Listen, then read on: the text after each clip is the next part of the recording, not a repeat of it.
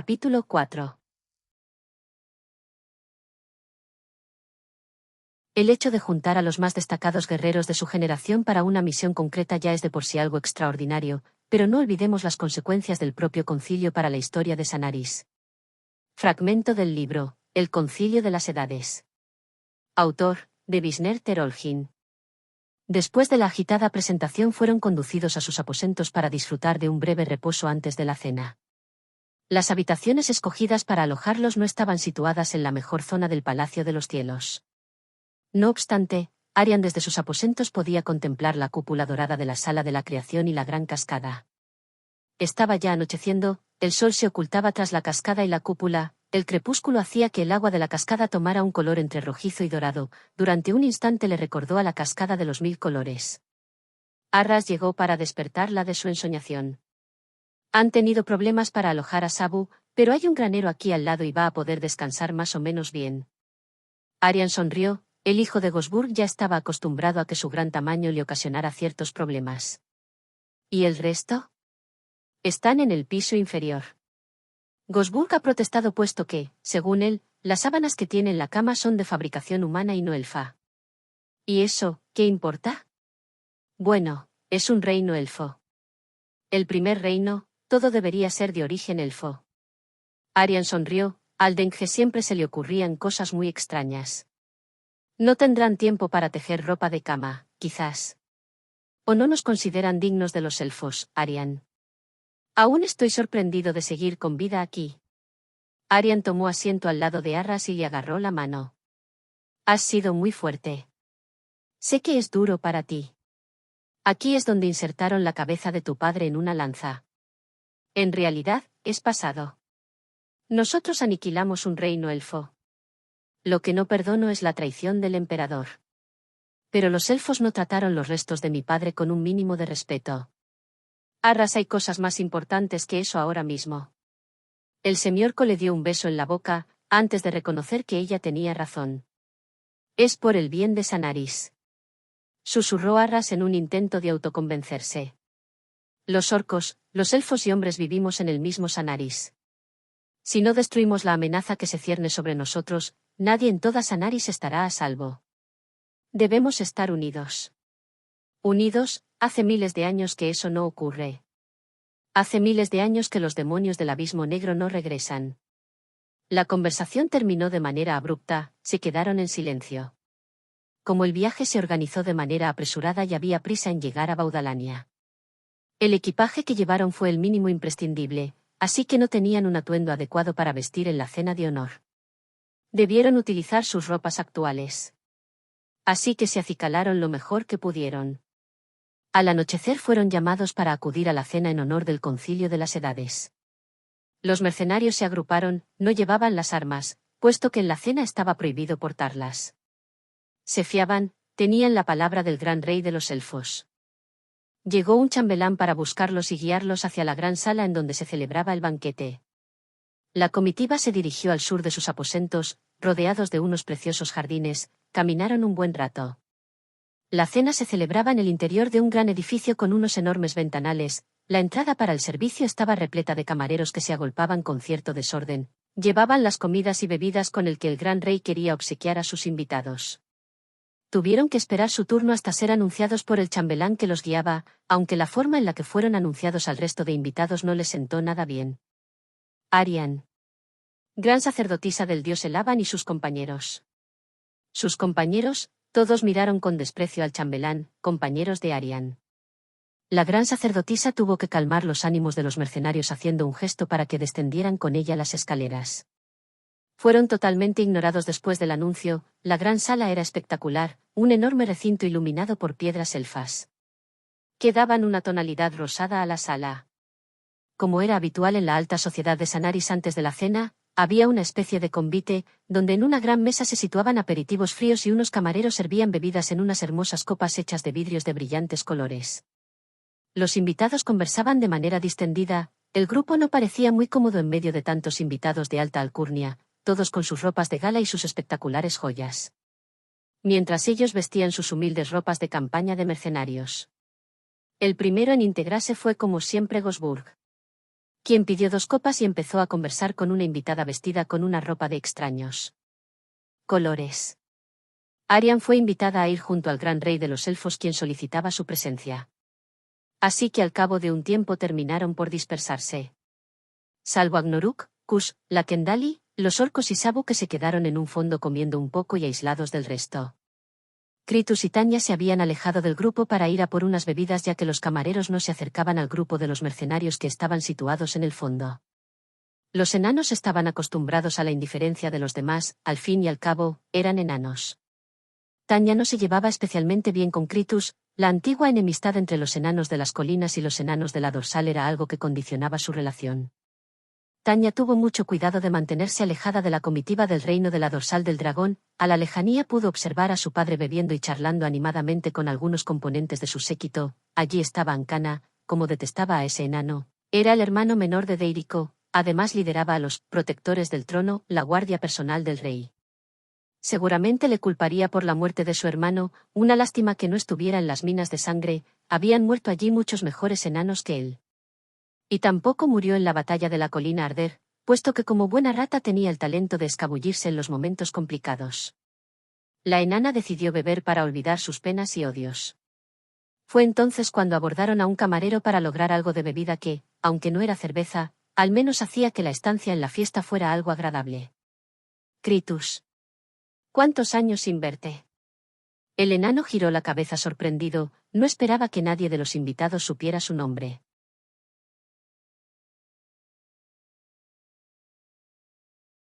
Añora. ¿Eres tú? Ante ellos dos se presentó una enana de la edad de Kritus, según los cálculos de Tanya, aunque para el resto de las razas de Sanaris les es complicado calcular la edad exacta de un enano. La enana estaba acompañada por un séquito de enanos de las colinas. A Kritus le fue difícil asimilar la presencia de la enana en la sala por ser algo totalmente inesperado. Tanya reconoció enseguida quiénes eran. Enanos de las colinas, era una embajada procedente de la ciudad de Lismeria, en el reino de Leños. Este reino estaba situado en el hemisferio sur de Sanaris. Allí emigraron la mayoría de los enanos de las colinas después de su destierro. Tanya, al pertenecer a la nobleza, conocía bien la genealogía del resto de las familias reales enanas, que tampoco eran muchas. La enana era Añora Piesgordos, viuda del príncipe primogénito del rey, era la enviada de la reina para el concilio de las edades. Kritus. Colinas pardas. Colinas pardas. Eres un colinas pardas. Kritus observó con suspicacia a Tanya al descubrir un secreto que pocos sabían en la compañía. Añora sonrió. El segundo hijo del rey Viestarius. Colinas pardas. ¿Pero el segundo hijo no murió al caer la ciudad de Bartaliam? Preguntó Tanya sorprendida. Como si estuviera muerto. Kritus renegó de los enanos de las colinas, nunca aceptó que no retiráramos ante los estufos. El enano no abrió la boca ante las palabras de Añora, solo la miraba fijamente. Tu hermana, la reina, te extraña. Kritus. La reina y todos vosotros sois unos cobardes. Era una guerra que no se podía ganar. Abandonamos la tierra de nuestros antepasados. Tanya estaba sorprendida. Kritus no parecía aceptar las explicaciones de Añora y salió escopetado hacia donde estaban el resto de sus compañeros. La enana hizo una reverencia a Añora como gesto de despedida y siguió a Kritus. Eres un príncipe. ¿Como tú? Y mira para qué nos sirve. Ni una palabra a nadie o recibirás un virote mío en el culo. ¿Alguien lo sabe? El pequeño Denge, méteme en todo. Llegaron a la altura del resto del grupo. Quienes estaban recostados en su esquina, pocos se integraron en el ambiente superficialmente distendido. Arian y Arras, puesto que era su pareja, sí que estaban integrados en el ambiente. Otro que se movía como pez en el agua era Gosburg, quien era capaz de entablar una conversación con mucha gente al tiempo que bebía 2 o 3 copas a la vez. Era el centro de atención, como siempre. La actitud desinhibida de Gosburg causaba envidia por parte del resto de mercenarios. Lauranta se acercó también a unos elfos que procedían de su tierra natal y comenzó a hablar animadamente con ellos. Al ser de sangre elfa se podía integrar perfectamente en medio de los numerosos grupos que departían de manera animada. Kush se había situado en una posición recogida dentro del grupo. El mago observaba con interés todo lo que sucedía en el salón. Muchas de las más importantes culturas de Sanaris estaban representadas en el concilio de las edades y era la única oportunidad de ver a tantos grandes reyes reunidos. Había observado la charla de Kritus con la embajada de los enanos de las colinas que acabó de una forma no muy amistosa. Pero entonces vio como una persona le miraba fijamente, llevaban años sin verse desde luego, pero seguía siendo tan hermosa y poderosa como siempre. Su nombre, Gabla Lambaria, la guardia personal de Gabla se acercó hasta donde estaba Cus y realizaron una reverencia con sus cabezas. Cus respondió de la misma manera, los guardias señalaron hacia donde Gabla estaba sentada. Cus decidió avanzar hacia ella atravesando toda la sala. Gabla estaba sola, alguien de Isis no solía interactuar con el resto de los habitantes de Sanaris. Era muy extraño que hubieran acudido a la llamada del rey de Baudalania. La dama estaba saboreando una copa de vino elfo de manera tranquila cuando observó la llegada de Cus. El mago suponía que la Gabla sabía de su presencia en el concilio, al fin y al cabo, ella era la gran Gabla. La guardia personal de Gabla colocó una silla al lado de la gran dama, en una posición inferior a ella. Solo el rey tenía el derecho de situarse por encima de Gabla. Aura Atam. Cus Asmara. Tus sombras me honran, Gabla. Cus hacía tiempo que se había exiliado de Isis, pero aún recordaba la forma de tratar a Gabla y era reconociendo que ella era superior a él. Las muestras de poder a la hora de tratar a Gabla nunca terminaban bien. Tu padre me ha comunicado que todos te echan de menos, Namish. Y yo también. Hubo cierta amargura en las palabras de Gabla. Cus mantuvo la mirada. Hacía tiempo que no pensaba en aquella época. Todos están deseando tu regreso. No puede ser. No lo olvides, soy culpable. Solo me salvé de la condena de muerte por ser hijo del rey, me perdonó la vida de manera injusta. El pueblo se ofendió por eso, ciertamente. Pero ahora está olvidado y aceptarán tu regreso. No. Cometí un error y los dioses quisieron que no lo pagara con mi vida. Pero esa decisión de mi padre provocó la guerra entre nuestro pueblo. Gabla dio un sorbo de la bebida. Namish. Solo fue una excusa, la ponzoña busca cualquier pequeña herida para pudrir. Creo que se tardará en olvidar Gabla. Aquellos que más lo recuerdan ya no son un problema. Namish, me ocupé personalmente de ellos. No es el momento. Volvió a rechazar el mago la oferta de Gabla. Tengo la impresión de que nunca regresarás a tu hogar. Cus se levantó haciéndole una reverencia a la gran Gabla Lambaria para desaparecer entre el gentío. Las puertas del salón se abrieron y los invitados entraron a otra gran sala en donde se celebraría el banquete. La gran sala era un lugar enorme, en donde todos los invitados fueron recibidos por una serie de mayordomos que le indicaba a cada uno su lugar en la sala. Arian y Arras fueron sentados en la mesa principal junto a los grandes reyes. El resto del grupo fueron ubicados en la mesa más alejada de la sala, al lado de la entrada de los camareros y al otro lado había una enorme columna que los ocultaba del resto. Sabu tomó asiento en una zona situada al lado de la pared, sin silla. Agnoruk tuvo que situarse en el lado más exterior de la mesa.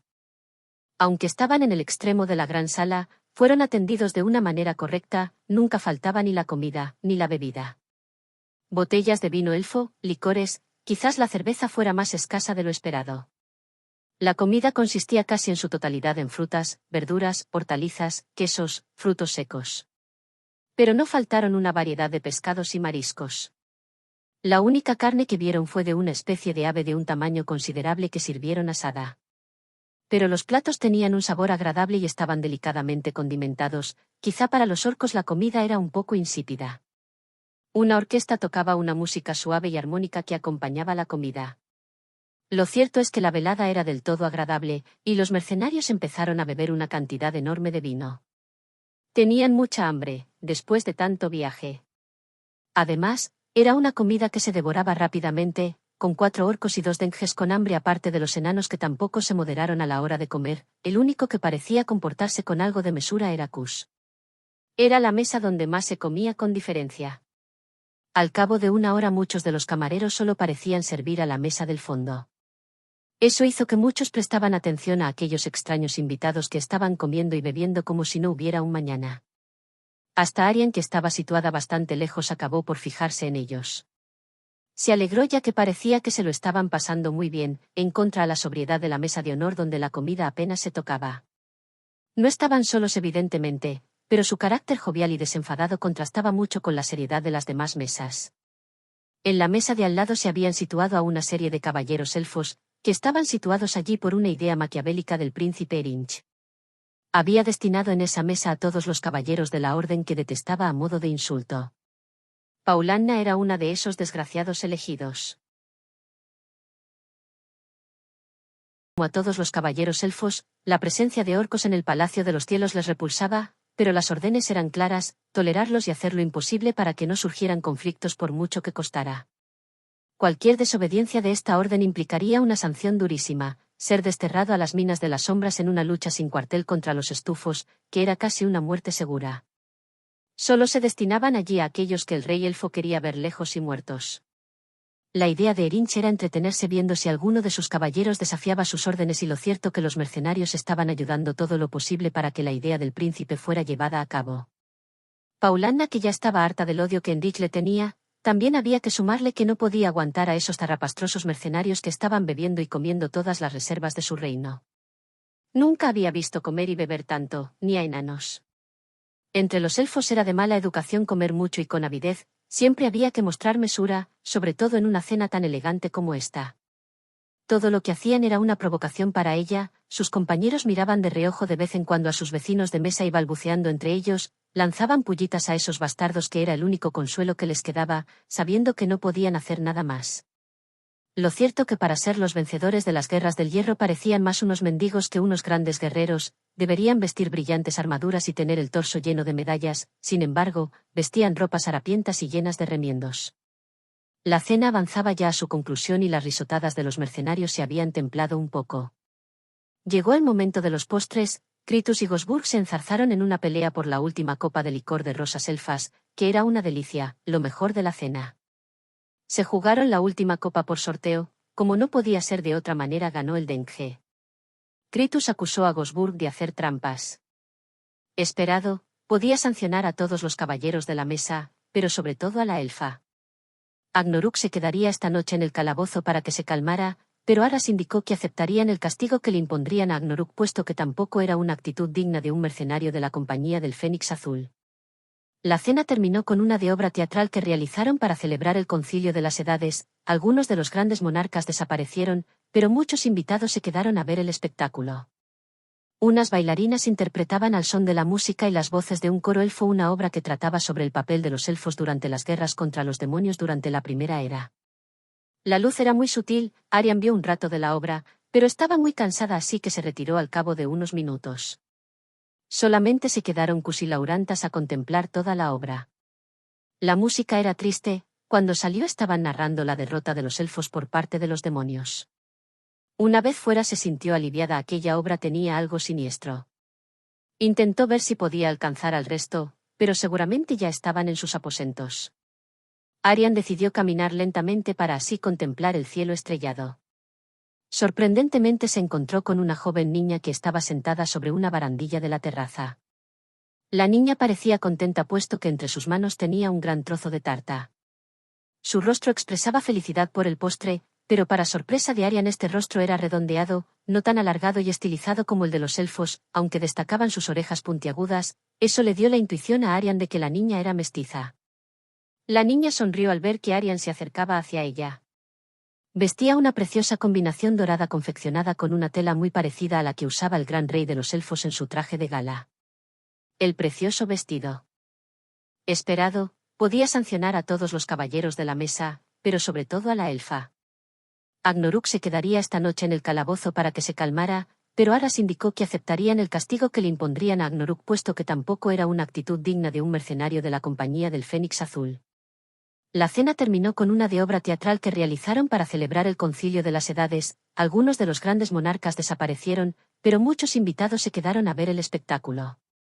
Unas bailarinas interpretaban al son de la música y las voces de un coro elfo una obra que trataba sobre el papel de los elfos durante las guerras contra los demonios durante la Primera Era. La luz era muy sutil. Arian vio un rato de la obra, pero estaba muy cansada, así que se retiró al cabo de unos minutos. Solamente se quedaron Cusilaurantas a contemplar toda la obra. La música era triste. Cuando salió estaban narrando la derrota de los elfos por parte de los demonios. Una vez fuera se sintió aliviada. Aquella obra tenía algo siniestro. Intentó ver si podía alcanzar al resto, pero seguramente ya estaban en sus aposentos. Arian decidió caminar lentamente para así contemplar el cielo estrellado. Sorprendentemente se encontró con una joven niña que estaba sentada sobre una barandilla de la terraza. La niña parecía contenta puesto que entre sus manos tenía un gran trozo de tarta. Su rostro expresaba felicidad por el postre, pero para sorpresa de Arian este rostro era redondeado, no tan alargado y estilizado como el de los elfos, aunque destacaban sus orejas puntiagudas. Eso le dio la intuición a Arian de que la niña era mestiza. La niña sonrió al ver que Arian se acercaba hacia ella. Vestía una preciosa combinación dorada confeccionada con una tela muy parecida a la que usaba el gran rey de los elfos en su traje de gala. El precioso vestido.